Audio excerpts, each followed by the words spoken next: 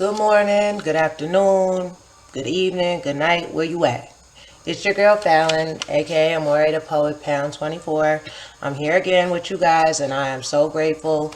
I don't know if you, and if those of you who watch me are aware, but those of you who don't watch me regularly, I am trying to heal from a back injury. I had three bulging discs in my lower spine, and it's no fun. I don't take meds, so I'm just, giving myself time to heal. But it's a process, so but I am getting better. I'm standing up straighter. I took some time off of work, which is very depressing. I have not went to the gym, which is very depressing. But I've been finding meaningful things to do with my time. So it's okay. There's no time wasted, even though I'm not doing what I want to do. I'm still doing what I need to do. Okay, so check in. How's everybody's mental? How has life been treating you? Your job, the kids, your relationships, family, friends, or just the universe in general. I hope all is well. I can't complain really. I mean, I'm just grateful to be walking. Grateful to be sitting up. I'm grateful to still have my mobility because I literally was not walking. I could not get up without assistance. I had to take baths, which I take showers. So a person who takes showers regularly and then you have to take a bath, it's a headache because I just want to get in, wash up, go. Get in, wash up, and go. And I got to, I was suffering for a little while, but I'm back in the shower, guys. So watch out now. But anyways, today I decided that I wanted to talk about my experience with cars. I don't know why this is the topic that came up, but this is the topic that came up. And I'm gonna put it in with mental health and stuff, so everything will tie in together. It's all good in the hood, kid. No worries. This is gonna be a fun one. So, fortunately, growing up for me, I always had a vehicle. So this poem, it's going to be called My Forward Focus, but we're going to talk about my experience with cars throughout my life. So, like I said, fortunately, I grew up with a vehicle. So I didn't know anything about catching a bus. It was either we got dropped off, picked up, or we walked everywhere we went. I'm from a small town. In upstate New York, Kingston. So it's not very big. You can walk from uptown to downtown less than an hour. So growing up, I walked everywhere. So, and then we had a car if we needed to go to a town that was outside of Kingston or whatever. So I didn't know about a bus. I grew up thinking that we didn't even have buses, but my mom said that we did have buses. We just never used them. But I was so oblivious to it. I just never paid attention to there being a bus that picks you up at the corner. I knew nothing about that. I just only knew about the school bus. So, when I turned 17 is when I moved to Chicago. And my dad, who raised me, he said the one thing, excuse me guys, if you see me moving or I'm a little bit antsy or restless, that's because, I might get a pain or a spasm. And, I got to reposition, but we going to get through this video together. Okay? Koodaloo? My boodaloo? All right. So, my dad who raised me, he was like, the one thing I want you to do before you leave New York is to get your license. That's the only thing I care. You can go, but please get your license. And I didn't really know back then why he was so adamant about me, getting a license, because I grew up walking everywhere or, getting dropped off and picked up. So I'm just like, I don't really need a license, but I was like, okay, whatever. If that's what I need to do, then I'm going to do that. So that's what I did. I got a license. And when I moved to Chicago, so I came to visit 5 or 6 months prior to moving here. But with my son's father, he just picked me up, dropped me off, take me here, do this, so I wasn't really thinking like my dad was thinking. So I was just like, okay, get the license, come out here. So when I came out here and I had my son, because I came out here 3 months pregnant, excuse me, a little sippy sip. Some lemonade, pink lemonade. Um, and I had my son. I'm like, okay, this isn't gonna work because I'm locked up in the house with a baby.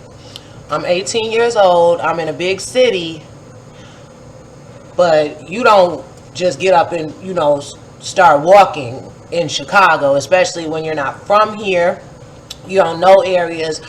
But me, I'm kind of like that one species that I'm gonna get out there. If it's meant for me, it's meant for me. I'm survival of the fittest. I moved out here. I'm taking chances. I'm taking risks.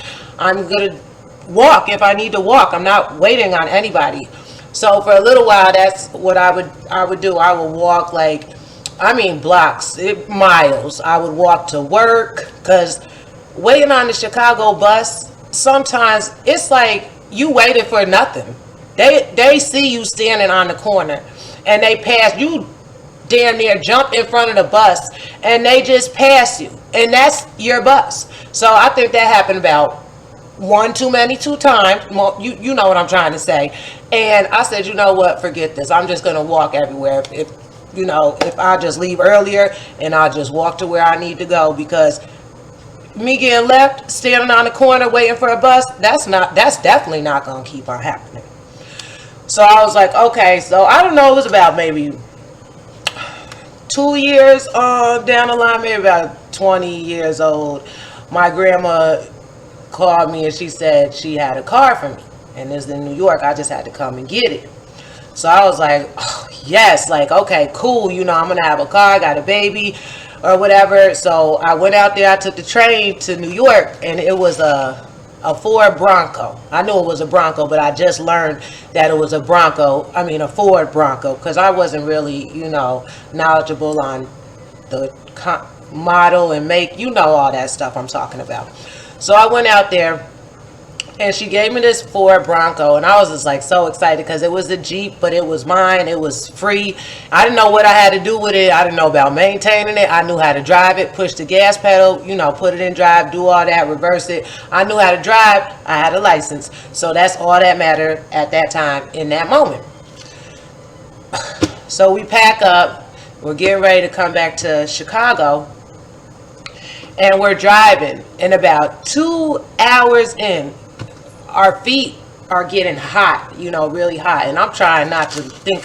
I'm saying just get me back to Chicago and I'll figure it out when I get there. You know what I'm saying? Because this is my car. And it can't be having problems already because I just got this car 2 hours ago, So I'm like, it's not. Let's just turn the heat off, So we're driving and my little sisters, they're like, the gummy bears are melting and their feet are burning and everything. So I'm like, the car started smoking and all this stuff. I said, damn, we got to pull over. We're not going to make it. So I pulled over, whatever. The state troopers come and they get the car, the tow truck. They tow the car to the police station. They take us to the police station. My dad comes and gets us and everything, drive us back to Kingston, New York. And my grandma said, just let it go, because it's going to cost too much to get it towed back here and to fix the problem and do all that. And I'm like, let it go. I just got it. How do you let something go, so fast? And I just got that car. Like I was so angry. I was livid in my soul and in my spirit because, at that age, you don't know what's the reason, but there's a reason for the season and there's a purpose that I didn't get that particular car. Maybe the car would have caught on fire while my siblings, my kid, and me were driving back, and we wouldn't even be here telling this story. So I'm kind of grateful now that I can put two and two together, that I only had that car for the 2 hours and all it did was burn the soles of my feet up a little bit, but I made it through. So I get back, to Chicago, and I'm carless again. So my son and I, we're doing the train if we need to travel too far, or, we're walking. I pushed him in a stroller, the little umbrella stroller, for a long time because my son was really chunky and healthy, and he walked a little bit too slow for mama. So I just said, catch this ride, baby. We'll get to where we got to go, and then you can walk once we get there. So eventually, you know, coming down the line, my son's father, he had like some work cars, and he had some cars that I drove. You know, he'll let me use it when it was convenient for him, or if he was at work, I use the car, or, you know, vice versa, or whatever. And that lasted for a little while, and then we separated or whatever. I got with my daughter's father, you know, speed and fast forward. Because I didn't have a car shoot. It seemed like for a little minute, or I didn't get like my next first car that was mine until like my daughter was maybe about 2 years old and my son was 7. So I went to New York and to visit my family. And when I came back, you know, my daughter's father, he was like, I got you a car. So, you know, I'm excited because he said he came to the train station in the car to pick me up. Me, my sisters, and my kids. So I was like, girl, my man got a car for me. I was so excited. Like, I just was like, he bought me a car, my first car. Like, it's going to be mine. You know, I'm back in business. I'm on the road. So we're walking from Union Station to the parking spot, and there's all these cars. I mean, we're downtown, okay? So, you know, I don't know cars, but it's like nice Fords and Nissan Maximas and, you know, Porsches, Lamborghinis and all this. And I'm like, dang, my man got me a car.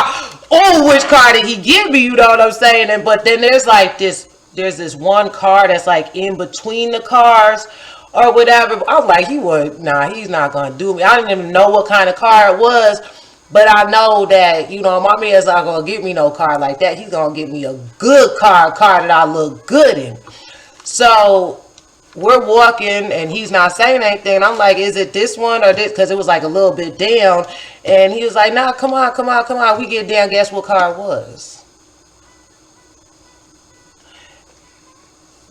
And I said, okay, this guy, this is a joke, or this is just like temporary or something? Because he like, nah, it's a good running car, and you just, it only cost me $300, and you got to be grateful. And I said, so the car was a 1988 Delta Oldsmobile. So me and this car were made in the same, you know, decade, or, you know, era. I came out in 1983. This car came out 5 years later. And you want me to be grateful. So I was like, just whatever. Just kids, get in, put your stuff in, let's go. So we go home and we get in an argument, and I wanted to leave. I only had one way to go, which was this car. So I got in the car, I packed my kids up, I get in the car. Every stop sign, the car's shutting off. Every stop sign, the car shutting off. Car shutting off. Stop. Shut off. I said, I'm cussing this car. I was so mad. I'm beating on the steering wheel. I'm so mad. I'm cussing. I said, this is ridiculous. You know, this is really ridiculous and sad. And then one day I just was like, you know what? Maybe if you treat it a little bit better. I mean, I know it's not the best looking car, but it's a car. It was a white 1988 Delta Oldsmobile. The inside was, you know, he got it from an old man at his job, and it was clean. The inside was clean, like no stains, you know, no holes. The seats were good. Everything was good. It just needed a little touch up, tune up, loving, some TLC. So, you know, I went and got the car, you know, all the tune up, the little, what do you call them, spark plugs. And I did all that good stuff to the car. Went and washed it, gave it a good washing, you know, talked to the car, told the car I was sorry about cussing it out, hitting on it and stuff like that. And, you know, in a few days or a couple weeks, this car and I, we became friends. Like this, I swear, this car was my road dog. Like, it got me to and from where I had to go. Like, it was good on gas. It was fast. It was smooth sailing. Like, I like grew to love this car because I was just like appreciative. And once I started appreciating what I had, it began to work with me. We could work together because it's energy. It's all energy. So I was like, I was so happy. So, you know, one day I was at home, and it was a Sunday, and I was about to get ready to go to church. This was when I was going to church and stuff. I was getting myself and the kids ready, and I came downstairs, and my baby was gone. Now I don't know if anybody knows about Roseland. It's a little area in Chicago or whatever, but it's like supposedly not a good area. But I lived there for 6 years. I really didn't have trouble, but that was trouble stealing my vehicle. So they stole my vehicle. I came outside. Now I was so mad. I was cussing God out. I was cussing the car out. I was cussing every because I was very angry because I was going to church. You was gonna come take my vehicle. How am I supposed to get to church? I did not go that morning, but someone came and got me to go to church later. And then as I was talking, I called my grandma hysterically, like screaming, crying. I think the police knew me by name. I called them every day. Did you find it? Did you find it? Did you find it? No, ma'am. No, ma'am. And then one day someone finally told me about how people steal those kind of cars to chop them up, which what you mean chop it up? And that's like, excuse me, that's when they use it for metal because those cars have the good metal and they want to use it for other things. I don't know what they're using it for or whatever. But I come from a town where my parents left the keys in the car and the door's unlocked, the front door is unlocked. Like, I mean, you just walk in, get in your car and you go. It's nothing like that. So I was, unaware that you should have an alarm or that bar that goes on the steering wheel where they can't, like a lock bar or something, they can't get it because they probably busted a little window and hot wired my car and took it. So after that, my daughter's father let me use his car. So I was using, let me emphasize, I was using his car to go to school, to go to work, but any other like business, personal business, that in that relationship was like, you can't do that. Like, this is my car. You're not just going to be out strolling, rolling, kicking it in my car, which is A-okay, cool. So I was using his car, and this one particular day I went to school. Now I worked and went to school at the same place. I went to Olive Harvey College, and I did work study while I was going to school there. So my boss, she was like the coolest thing. My kids came to work with me. It was very good for my. It was a very good fit for my life at that time, having 2 kids and trying to go to nursing school and get my life together or whatever. So I borrowed the car and he's calling the phone telling me, I don't know if it was a fight. It was a fight or some basketball, something that was like entertainment, extracurricular activities. I'm like, well, I'm not just going to leave work to bring you a car. I'm still at work. You can either go when I come home or have somebody pick you up. So he had somebody pick him up and pick the vehicle up. Honey, that was the worst thing to ever do in life to me. Do not take from me. Like, I just had the one car taken from me, and then you with me, and you gonna take your vehicle, and I'm at work with my kids? I said, okay. So I called a friend, and she actually said, you come and get my car, or whatever. I have 2 cars, so you come get this car and use it, and da-da-da-da. So I was using this car. She said she was going to sell it to me, back and forth with me, whatever. But that car had a little problem. It was like, when you put the key in, she told me this prior to me using it. So here again, the energy with me in this car, So every time she put the key in, it was like you had to sit there and play with it because the key unlocked the doors.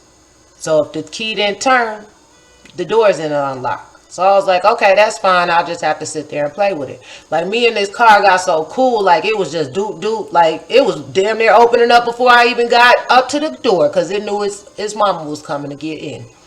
But one day she took the car and I want the car. I'm going to give it to my sister. And then I said, you know what? It's fine. I dropped the car off. About 2 months later, I don't even know, a minute later, she called me. She was like, I cannot get the key to work. Like, I stopped talking to her because you took something from me. So she's like, I cannot get the car. I said, you know what, just to clear the air with the car or whatever, so you can do what you got to do, I'll come down there and see if I can, because I really didn't want to come and do it, because they'll be thinking like, oh, you did something to the vehicle, but I didn't. My right hand to the universe, I didn't do anything to the vehicle. I just had a good connection with the car. Came down there. I told the car like this. I said, look, our time is over, and I'm sorry. We had fun together, but our time is over. And about 30 seconds later, click and unlock. All I did was turn it and left it right there, and I left, and I see it, sayonara. Whoop. So after that, I called my son's father, who was like still my best friend. My son's father and I have been close ever since like the day we met. And I'm like, baby daddy. I call him baby daddy. Like, that's literally his name for me. Like, baby daddy, what you doing? Baby daddy, good morning. You okay? Like, that's just ever since I was, 17 years old when we met. But I called him and I told him what happened. And then, fortunately, my baby daddy had 2 cars.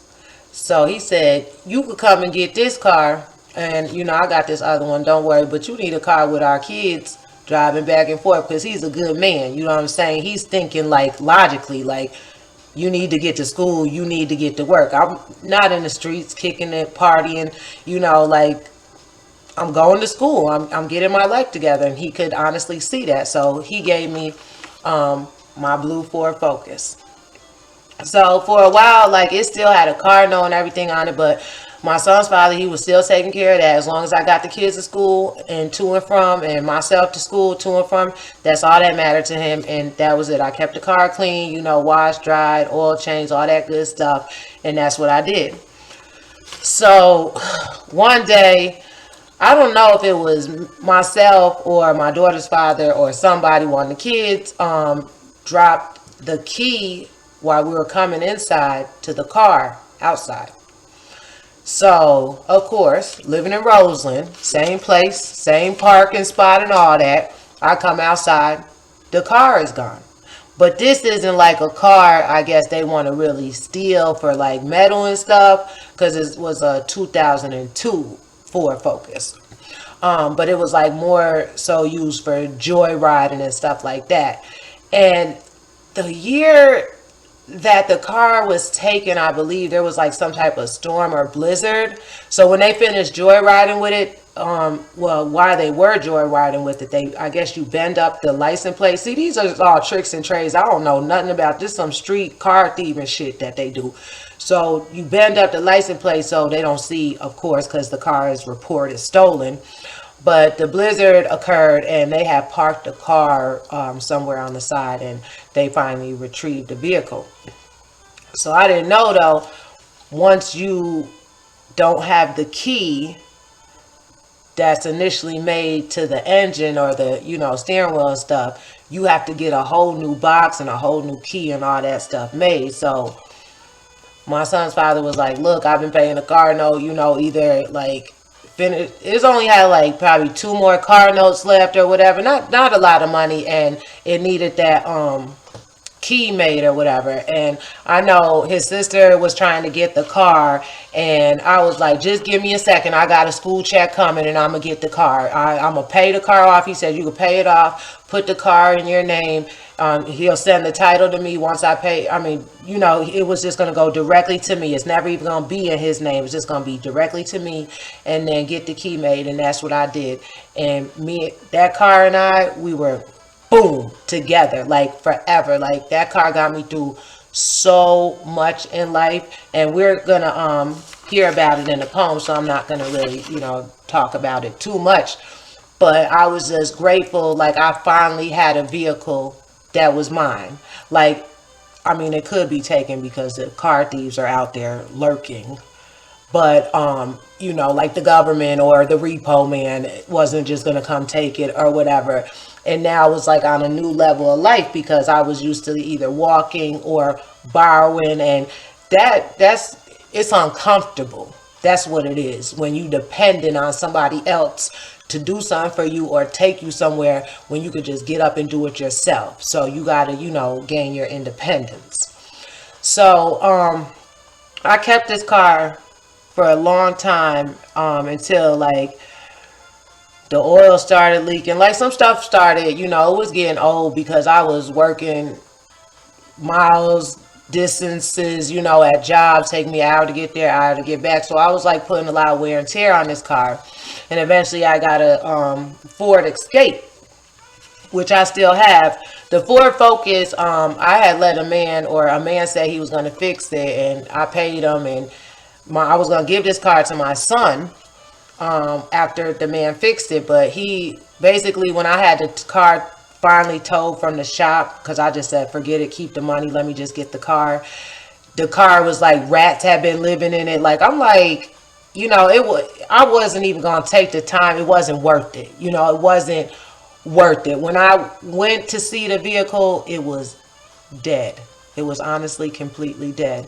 And it's kind of crazy because this car, was for my son. And my son, he passed away March 24th, 2020. So, the car is gone. The energy of that car is gone. He didn't need that car, and he's no longer here with us. So everything works out the way it's supposed to work out. So I got my Ford Escape next, which was it was my first car off the lot. Like, I went and did that. I went and put down that 3,500. I drove off the lot. I went and picked which car I wanted. Like, I did that. I signed. I didn't need a co-signer. I didn't need any of that. I swiped my card and I was out of there. So I was like super excited that, I'm like even a step up. I'm driving off the lot now. Only thing I didn't like was that car note stuff because, living without a car note, that's like luxury. I don't know if you know it or not, but no car note, just pay insurance and gas and tune-ups and stuff is. So I was like, okay, cool, and I paid that car off. I didn't get another car, just paid it off. And then that car, I started traveling, and I was traveling far, like 3 hours now, back and forth 6 days a week for 3 months. A lot of wear and tear. I had to put a new transmission in the car, which that car has like 260,000 miles on it. That car runs good. The car is still perfect, and that car knows I still love it. But I got another car, Ford Explorer. Yes, I love Ford. Ford's been good to me. I don't care about anything else. Ford has been good to Fallon, and I appreciate Ford. So, I have a Ford Explorer, which is like a bit bigger, jeepy, trucky like thing. But the whole thing about this car, I just got a newer one. My daughter's 16, so she driving the other one. And, with traveling, it's good to have like a car, that's not going to break down, so you don't need help from anybody else or, whatever. The whole thing that gets me though about these new cars is I feel so dumb because it's like everything is like a button or a touch screen. It's I want to do something manually. You know what I'm saying? Like pull the steering, the gas to drive or whatever. You know what I'm saying? I want to turn my lights on or it's just certain stuff. So it's like funny that you gotta learn your car because it's like you learn something new or not like every day, but every once like, damn, I don't even know you do. Damn, you got that feature too. I should have read that handbook. But that handbook, we're gonna make a handbook 692 pages long. Like, I gotta take notes. You just have a class on this or something. Like when you buy the car, there should be like a video or a section or something just to teach us like the basics. Like not all about how to change the engine and all that stuff, but damn, I didn't have time to read that book. So I figure it out as we go, as long as we go, and that's how it is. So right now I have my Ford Explorer and I have a Ford Escape, and my daughter drives one and then I drive the other. But I'm very appreciative of what I have. I don't appreciate this because every time you get a new car note, the damn car note goes up depending on the car because the kind of style and all that stuff. But I'm gonna pay this car off and hopefully I'm good for a minute because I don't have any more kids to give any vehicles to. So, all right. So, my poem today is my Ford Focus because that car. I had that car for a long time, and we got through a lot together. I mean, like, a lot. And it was so sad that I had to let that car go, but sometimes you gotta let things go when they don't serve your purpose any longer. And yes, it may be difficult to do, But in the long run, it'll be okay. I promise you that. Let me take a little sippy. So, my forward focus. When I first got you, you weren't fully mine yet. It was okay because we had each other, so we were set. I mean, you're small, but just the right size for me. People don't know, but you go fast and up to speed. We've had so many precious moments together, I can't possibly explain them all. But you are always there when I needed to go, especially shopping at the mall. The heat and AC were usually working. It didn't matter that I had to wiggle the battery, just a little twerking. Any problems that you had, I would fix it immediately. Because without you was the last thing I was going to be. There were times it rained and the kids would leave the window down. I had to get rid of the must. It didn't matter because you were still my special blue Ford Focus. Every day you made sure my kids and I made it to school. You even came with a crowbar and other necessary tools. I remember one day I woke up and you were on a flat. I said, I don't know what we're going to do, but it's early in the morning and we don't have time to fix that. I took you to the gas station and with air I filled you up. I said, we have to make it because for now, this has to be enough. I had a test that day and no way was this tire going to make me late. We made it from the south side to the north side with time to eat a little plate. I appreciate all the moments we had, the good times, and even when I had to fuss. It didn't matter because you were still my special blue Ford Focus. Let's not forget about the trip to New York.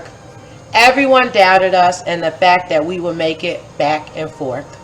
I don't know, but I have to say that was one of my favorite parts. After that trip, I think you found a bigger space in my heart.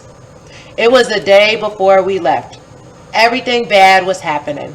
The battery went dead, the headlight went out, and a couple other things. Did we let that stop us? No way, no how. We were getting out of this town. This was a well prayed for trip and no obstacles were holding us down. 80 miles in and the front right tire blew. My son tried to help me change the tire, but it was so cold he only lasted a minute or two. We made it all 823 miles on a cracked rim along with a donut. Arrived safely, made the we got here phone calls, and had everyone's mouth shut. We fixed all your maintenance issues before we had to go back. Traveled through an ice storm, 2 blizzards, and you know we handled all of that. We made it and some of your metal pieces turned to rust. It didn't matter because you were still my special blue Ford Focus. Then what did some thief do? He walked away with a part of me. Took you right from in front of the house because someone dropped the key. I was so upset, and where could you possibly be? It was a Sunday, and we were getting ready to go worship thee. You were gone for about a month, but it wasn't over then. Eventually, all the praying I did, I got you back in the end. I paid you off and bought you a whole new key set. We were being reunited, but it felt like the first day we met. You are still holding me down through thick and thin. Thank you for understanding the mess from the 2 small children. For as long as you let me, I'm going to try and keep you. All them other cars may be new, but they haven't been through all we've been through. I have to give you credit for never allowing me to get on the bus. It doesn't matter because you will always be my special blue Ford Focus. I miss you so much, even though it was time to shut the door. Love always and forever. Amor'eThePoet, pound 24. So it's saying that, it's important to be grateful for the things that you have when you have them. Because nothing really lasts forever. And materialistic, I'm so tongue-tied. Materialistic things, they can break, they can fall apart. But as long as you keep this, your spirit, your soul, you can figure that stuff out. You can get a new car. You can get a new house. You can get anything that's materialistic, you can get new. But this right here, you only get one brain. And you got to take care of it. Your mind, you know what I'm saying? Your body, your temple, your spirit, your soul. You have to take care of that. You only get one. You get one life. You know, I know there may be people, oh, I died and I came back, and you know, I understand, but you're still living in the same moment. You know, like you still here. Once you're gone, once it's over, it's no coming back like that. You know, like you're gone. Fallon Herzog is it's over. Once I'm out of here, I'm out of here. It'll be never be another person in this world like me once I'm gone. And that's just the way it is. So we got to be grateful for what we have and what we can be in control of, which is yourself, loving yourself, you know, taking care of yourself, being a good person, you know, helping other people as fit, not a people pleaser, you know, maybe holding the door if you see something, you know, little grabbing some grocery bags for somebody else, you know, like you don't have to go out your way that is putting a damper in your life, but if you have a moment while you're there at the moment, you know, take it. It'll make you feel better, and I'm telling, when you put out that good energy like that, it comes back. It comes back tenfold, 1,000-fold. You just got to keep putting it out there. You'll have everything you want and need no matter what, as long as you take care of yourself. So that's my video today, guys. I'm grateful to have you here watching me. I'm grateful for you. Make sure you keep your head up. Make sure you're taking care of yourself. Self-love, daily mental health checks. And I will see you guys soon, okay? Much love. Amore the Poet, pound 24.